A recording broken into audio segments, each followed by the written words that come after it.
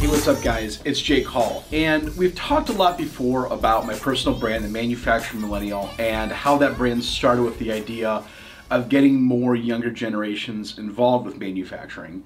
But one thing I don't think I've ever shared before is my passion for manufacturing engineering and how that started. So what I want to do is go back to where it really all began. I think that goes back to when I was a kid opening up Christmas and birthday presents, and Lego, I think, being the first thing that I remember getting into. As I got older, elementary, middle school, there really wasn't a Lego League available yet where I was at. But I remember being a part of Science Olympiad and building balsa wood airplanes and then robotics and stuff.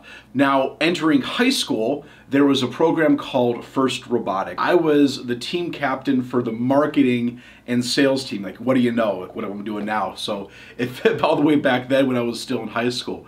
But I was able to get the marketing award, and it was really exciting for me to go back and work with companies to go and get sponsorships. And it was exciting to go to companies to be able to say, hey, you should invest in future engineers who are currently in middle school or high school and want to eventually be part of engineering and manufacturing. And being a part of that as a student going to companies was super exciting for me because we were able to go and tour these facilities.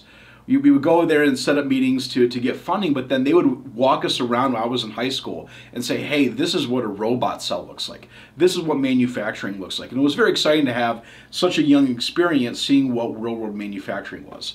And from that, I graduated and I went to Grand Valley State University. I went and got a product design and manufacturing engineering degree. That fall, I was still coaching Lego League. And I coached a middle school Lego League team back in 2008. So this would have been 13 years ago. And some of them are in manufacturing and engineering today. And what better opportunity to go back 13 years and follow up with them and see what inspired them to be in manufacturing. Grayson, nice to see you. How you been, man? Yeah, I've been good. How about you? Doing great. So it's been about 13 years or so since I first met you. I was graduating high school and you were in 7th grade. So let's go back to 2008. And you were actually a student on the Lego League team I was coaching. Do you remember what that team was called? Yeah, it was the Lego Busters. The Lego Busters. So Grayson was one of my students along with 7 or 8 other kids. And it's actually really exciting. About half those kids now are in engineers and they're in manufacturing as well. But so Grayson, you or I, we did Lego League together, and we did pretty darn well that year, right? Yep. We got 2nd place in the state of Michigan. We won the District 1, and then I got honored with Coach of the Year event as well. So that was a really fun year. You know, when we go back to now, well, let's see, what do you do now, Grayson? Okay, so I'm a traveling service engineer based out of Holland. So I start up and test and troubleshoot machines all over the country. So you travel America working on manufacturing equipment. Yep. Yeah, and installing robots and modifying robot programming and all that good stuff. When you were in middle school, did you know what you wanted to do when you graduated? I guess what inspired you to become an engineer and work in manufacturing? It really did start for me with Lego League. Elementary school, Lego Busters, First Robotics, engineering, and that's what I do now. Yeah, absolutely. So you did robotics, middle school, high school, elementary school. Went in, you got an engineering degree from the University of Michigan, and now you're in manufacturing now. So I think when we look at a lot of stuff within aspiring the future workforce, there's really not an age too early to start. You know, for me, absolutely not. You know, I love Lego. You know, that's how it started for me. I think was playing with Legos and, coaching Lego League. So, Grayson, we're not necessarily a generation apart. You know, there's 6-10 years difference between us. What would you say to the kid that's 6 to 10 years younger than you, right? The next generation split from my age to your age to that age. What are some things that companies or people can do that you say would inspire the next generation of engineering and people working in manufacturing? The most inspiring thing to me was always just, getting to see it and getting to interact it with it in some way. go to the company days back in the Lego League day. They would bring in like their robot, and you would get to move it around, or like they have some kind of program. I think that tactile experience of getting to like do something, that's all you need. Because I mean, every kid loves Legos, and all you have to do is, feed them the breadcrumbs of what's the next step after just the blocks. Then it's the robots, and then it's robots, and then you get them hooked. Grayson, great talking again. We'll have to talk soon. Okay, sounds good. Talk to you soon. Talk about a fun story I think a lot of us can relate to in manufacturing right now. And that's going back and having these conversations with that younger generation who is now a part of manufacturing, either through FIRST Robotics or Science Olympiad or Lego League or other science programs out there making that impact. But the impact in manufacturing is what's necessary right now.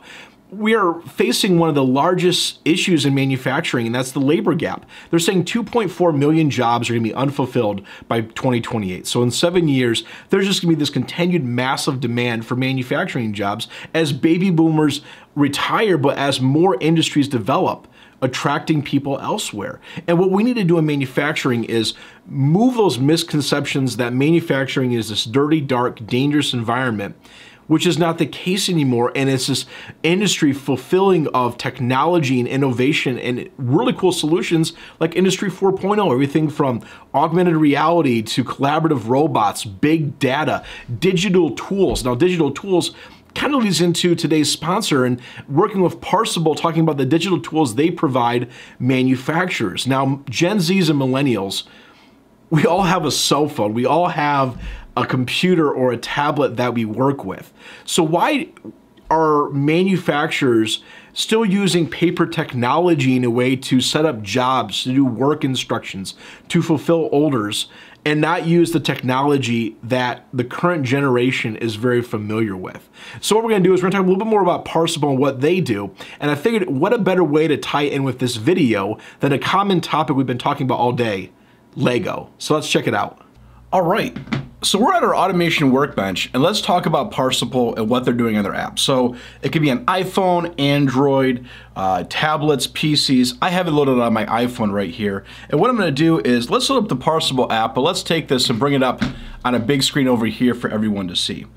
To make it relevant, I'm going to talk about how the digital app works to provide instructions, communicate SOP, and really reinforce training. When we think about the fact that 57% of baby boomers and the generation that's going to be retiring in the next 5 to 10 years, they haven't shared a significant amount of knowledge. So you can take the knowledge that they have, put it in digital form, and they're never going to lose that machine setup time or what that process looks like when they're placing in a new job order.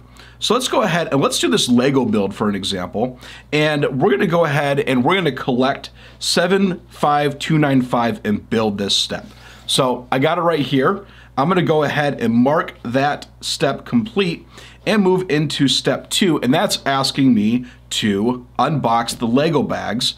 And let's go ahead and do that step next.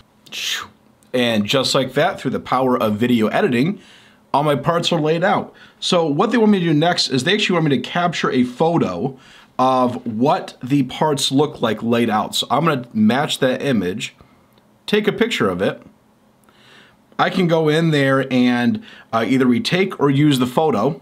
I'm going to use that photo, add some captions. I can say sorted, no missing parts, and go ahead and save it. So like that, my step is complete. So finally, I can do follow PDF setup. So what I can do is follow the instructions that are in here. And I want to make a note, caution, if you step on Legos, it's going to hurt. So you want to be careful of that. So let's go ahead and build this part. And just like that, our model is complete. So our instructions are finished. I can go ahead and back out of this now. And so we finished our PDF. We can go back and they want us to take a final photo again for this. So I can go ahead, take a final photo of the Millennium Falcon next to the manufacturing Millennial. We'll go ahead and we'll do one more quick pose, just like that. And boom. we're complete. So we finished the job. We can go ahead and add other features like the final weight, but we can go ahead and complete the step. So our job is complete. So in summary, yes, I mean, retaining and recruiting the millennials and Gen Z is one of the biggest issues that are facing the labor demand in manufacturing right now. But Industry 4.0 solutions and digital tools like the Parsable app are really changing the way manufacturers are thinking about instructions and job changeovers, and really how employees are interacting with the manufacturing process.